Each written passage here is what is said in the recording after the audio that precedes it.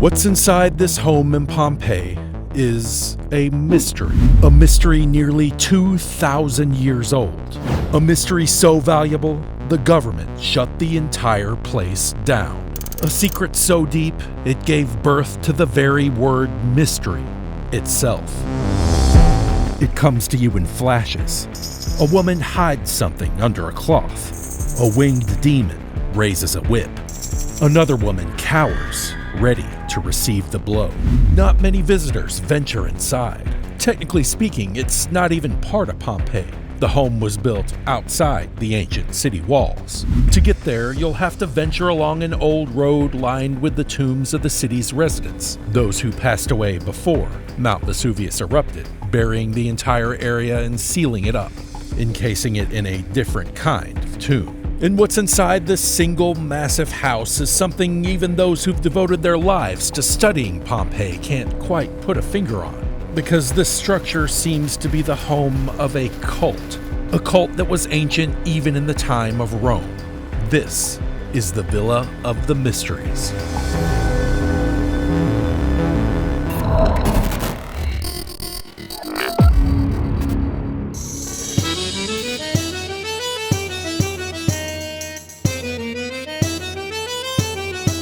The year is 1909. By this time, much of Pompeii had long been excavated, and in many cases, pillaged. Just outside the ancient city lies the Hotel Suisse, built by immigrants from Switzerland. One January day, Aurelio Item, one of the hotel's owners, is out hunting on his property. What he found that day wasn't a deer or a wild boar.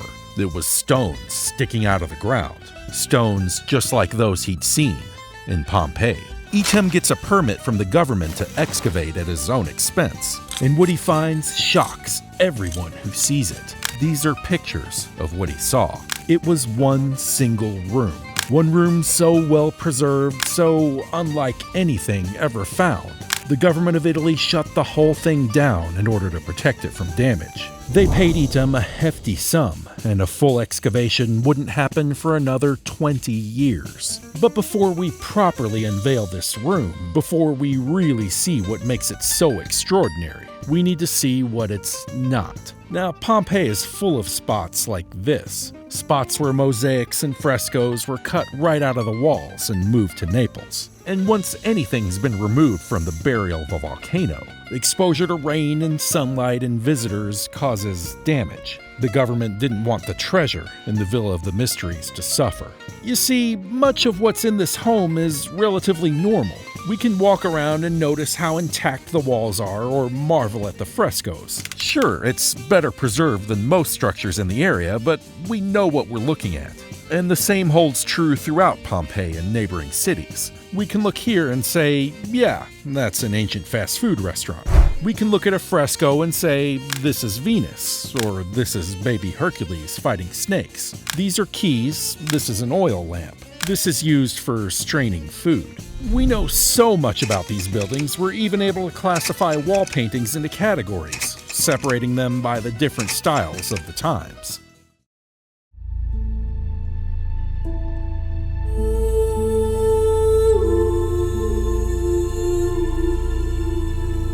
But one thing we don't know is what this is.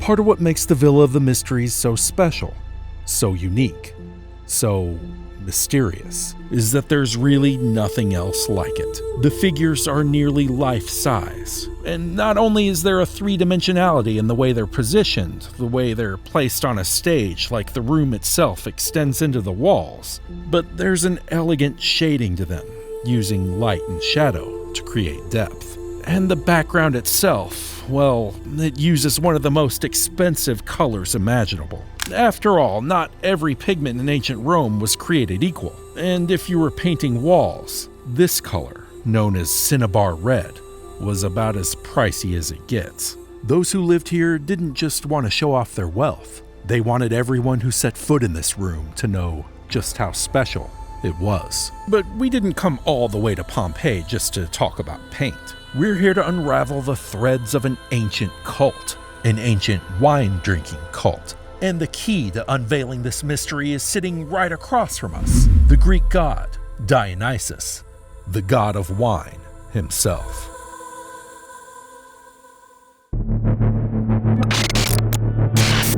Simply calling Dionysus the god of wine would be underestimating him. The mere thought conjures up certain images. A playful, drunken figure like in this sculpture by Michelangelo called Bacchus, a later Roman name for the god. But Dionysus had other names. Over 100 epithets, extra descriptive titles. He was called Dionysus Subterranean, the Emancipator, the Purifier, the Completely Hidden One, the Releaser, the Mad, the Eater of Raw Flesh, the Destroyer of Men. After all, wine can bring you joy or drive you to madness. It was all part of this idea of reinvention, of dissolving boundaries. In fact, the very concept of theater, of acting, came from him. The entire idea of wearing masks and performing plays, becoming someone else, was part of an annual festival honoring Dionysus. Dionysus was a truly ancient god, dating back to the time of the Mycenaeans, sort of pre-ancient Greeks. That would mean by the time of Pompeii, Dionysus was around 1,500 years old. He was often accompanied by his tutor Silenus, who played music for his followers, and the part-animal satyrs. As the centuries passed, his festivals changed. By the time of ancient Rome, they had what are called bacchanalia, and if we're to believe the ancient Roman historian Livy, they involved so much debauchery that the state tried to ban them outright. But it's likely the real reason for the ban was because the festivals broke down barriers and were a threat to the state. Women, and even slaves, were allowed to participate in these rituals, and the government simply couldn't have that. And there was something else somewhat related. Something the government couldn't address because it was far more secret: the Dionysian Mysteries. We call them Dionysian because they came directly from Greece and not from Rome, from old Greek colonies in Italy like Paestum, not too far south of Pompeii. And we don't just call them mysteries because they were secretive. The word mystery comes from the ancient Greek word mysterion, coming from a word meaning to close the mouth, relating to unspoken rituals. In fact, our word mute comes from the same root. This was a cult of Dionysus, one we know very little about. These are some of the only bits of tangible evidence we have that this cult existed at all. Small gold tablets buried with the dead giving them instructions on how to navigate the underworld. So much of what we do know about the Dionysian Mysteries, we have to infer. These are Maenads, female followers of Dionysus. Their goal was achieving what's called ecstasis. Not just ecstasy, though that comes from the same word. They were stepping outside themselves, achieving a different state of consciousness, reaching enthusiasmos, allowing Dionysus to inhabit them. Their rituals, called orgia, yes, the modern word is descended from that, involved retreating to the forest and drinking wine, and as some have theorized, ingesting other intoxicating substances. There was music and dancing and shouting, the intent being to shed your skin like a snake and reaching a different plane of existence. The Maenads were overtaken by mania, a frenzy, a divine possession, leaving behind the world of humans and becoming one with nature, one with Dionysus. And the climax of the orgia? The act of tearing apart live animals with their hands and eating them raw. Some said once inhabited by Dionysus, the Maenads possessed superhuman strength. For another example of how Dionysus inspired his followers, we need to head back to the stage, to a tragedy written by the ancient Greek playwright Euripides, called the Bacchae. Dionysus comes to the city of Thebes to tell the story of his birth, how he's the son of Zeus, but some don't believe him. Dionysus then drives the women of Thebes mad and they head into the forest. The king, Pentheus, is furious. He bans the worship of Dionysus.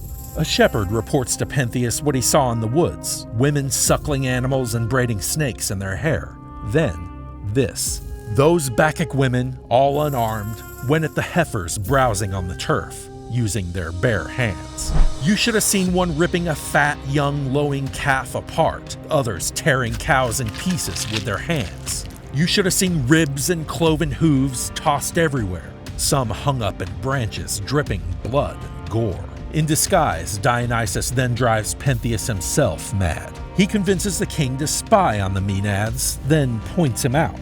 The Maenads attack and tear Pentheus to pieces. His own mother rips off his head, believing in her madness that she holds the head of a mountain lion. A truly disturbing story for us today. To the ancient Greeks, a cautionary one about the dangers of denying Dionysus and denying your own animalistic nature. Of course, this was just a story, and while some ancient historians mention things like women running to the forest to perform Dionysian rites, or the act of tearing and eating raw animals, what actually happened was, and is, a mystery. To the uninitiated, those who were part of this cult kept their mouths closed.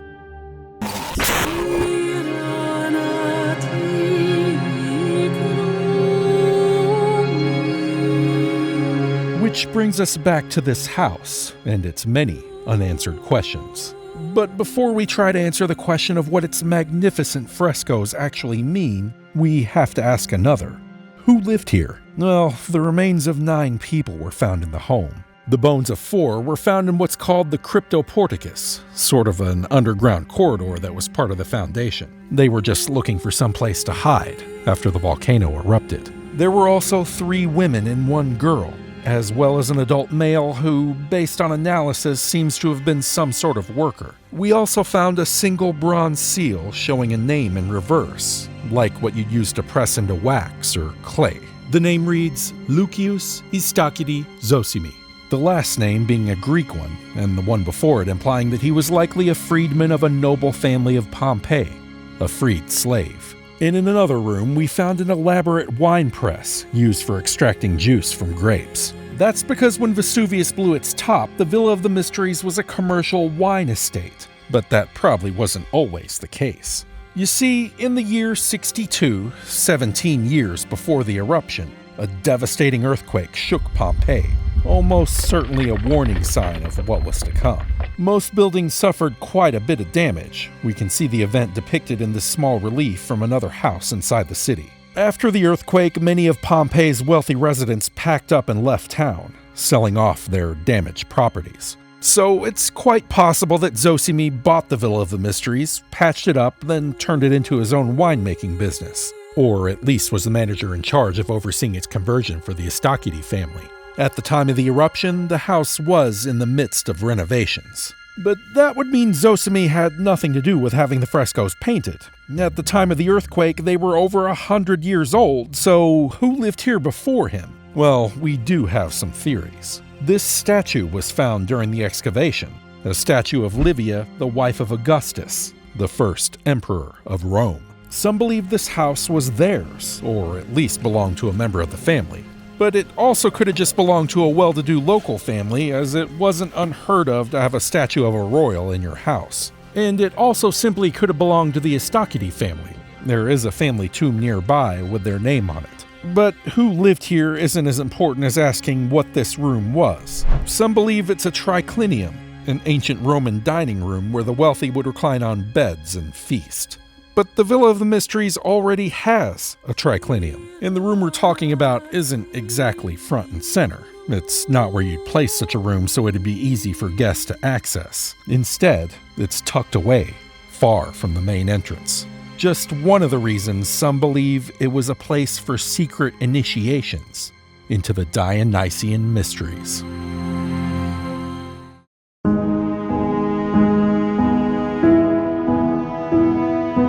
This interpretation goes back to the very beginning, to the first initial report on the villa after the government took over the site from Aurelio Etem. The author says he saved this room for last, and that it's given great renown to this excavation. He goes on to say, "To me appears to be the initiation of women into the Dionysian Mysteries." And this is, more or less, the same interpretation we have today. There's disagreements here and there, but let's move through this scene and try to understand what it may be trying to tell us.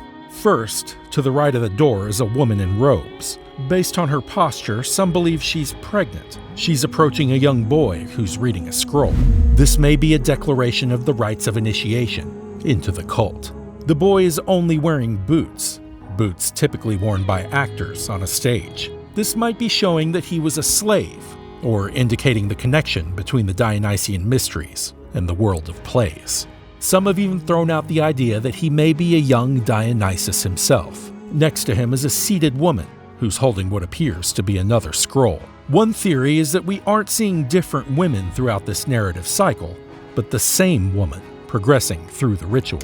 To the right is a woman carrying a tray of cakes, possibly sacramental cakes, to be used as an offering to Dionysus. In the next scene, a woman has her back to us, hiding what she's doing. A woman on the right is pouring a liquid on a twig, possibly a ritual cleansing. On the left, a covering or uncovering of some sort of sacred objects. This might be the preparation of what's called a lichna, which we'll get back to in a moment. Next, we see Silenus playing a lyre. He's not looking at the figures next to him, but over them, past them. Then we see what are likely two satyrs. One is playing the pipes and the other is suckling a goat. The one with a goat might be a nymph, symbolizing a sense of motherhood and unity with nature.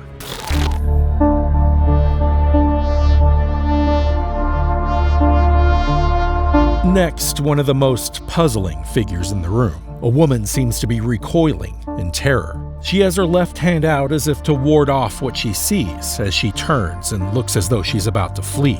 Most think she fears the transformation she's about to face. As we cross over to the far wall, we see Silenus again, flanked by two satyrs. He's holding a bowl, and one of the satyrs peers inside, likely seeing the reflection of the theater mask being held aloft by the other. And there's a wealth of interpretations of this scene. It could symbolize the metaphorical death of the initiate. The satyr looks inside, expecting to see his reflection, but instead, he sees something else, an aged version of his own face. Next, we see Dionysus himself, laying in the lap of his wife, Ariadne. Across him is what's called a thyrsus, sort of a ritual staff topped with a pine cone. He's only wearing one sandal, which points to a state of transition, one foot in the world of civilization and the other in a wild, animalistic one. Next to him is a kneeling woman in front of a lichna, a basket used in agriculture to separate grains of wheat from chaff, sort of a symbol of purification. And she's not hiding an object, but preparing to unveil one. Most believe what's beneath the cloth is a phallus, a symbol of fertility and often used as a symbol of Dionysus. Over her shoulder is a rod we can't identify, and behind her is a figure in green we also can't identify due to damage to the fresco. She may be holding a plate with pine needles. Then we come to this winged figure, and there's no consensus whatsoever on who she may be. But her role is more clear. She's bringing about purification of the initiate as she raises her whip, either a ritual suffering to cleanse the initiate of past transgressions, or a ritual awakening, bringing about the state of mania, of Dionysian frenzy. Then we move to the right-hand wall as a woman slumps over, ready to receive the blows of the whip. She's being held by a woman who may be a high-ranking member of the cult. Then, a woman holding cymbals and dancing or spinning. Someone who may be the initiate, now transformed, now fully in the throes of enthusiasmos, now a Maenad. There's a woman behind her who may be some sort of attendant or witness. And to the right of the window, Cupid, holding up a mirror to a woman who's having her hair done, which may seem a bit out of place, but the way her hair is being arranged is in the style of an ancient Roman bride. Over to the right, another Cupid watches intently. In a sense, she may be marrying Dionysus, a Maenad now fully initiated into the cult, now merged with the god. And finally, across the room's opening is what may be a depiction of the same woman, now married and older, sitting peacefully, and also gazing back towards the end of the cycle, perhaps remembering what took place. Of course, most of these interpretations are just theories. Educated, informed theories, but theories nonetheless. Some believe this room simply depicts preparations for a normal wedding, or sort of a biography of a woman's life with some mythological elements tossed in. I don't personally buy into these theories, but they are out there. And it's important to note that there's no real agreement on how the fresco is meant to be interpreted chronologically, meaning where does it start and where does it end? Some believe there's missing scenes, that this is all a copy of an older Greek design and the artist had to leave some parts out so it'd fit in this room. If there are missing pieces to this puzzle, that seems appropriate, since we aren't entirely sure what it is we're looking at, or how this mystery cult operated.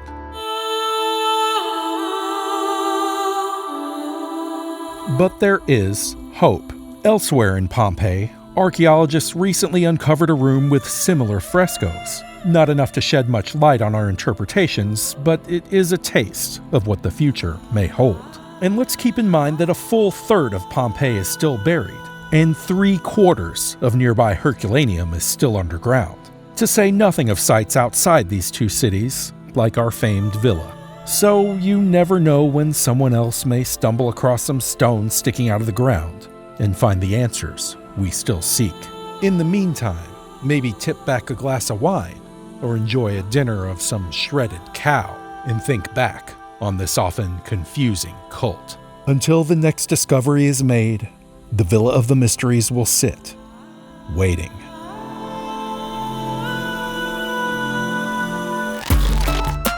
If you like this video, maybe check out this other one I made about the guy who maybe supposedly possibly found Machu Picchu. It's a little long, but what else you got going on?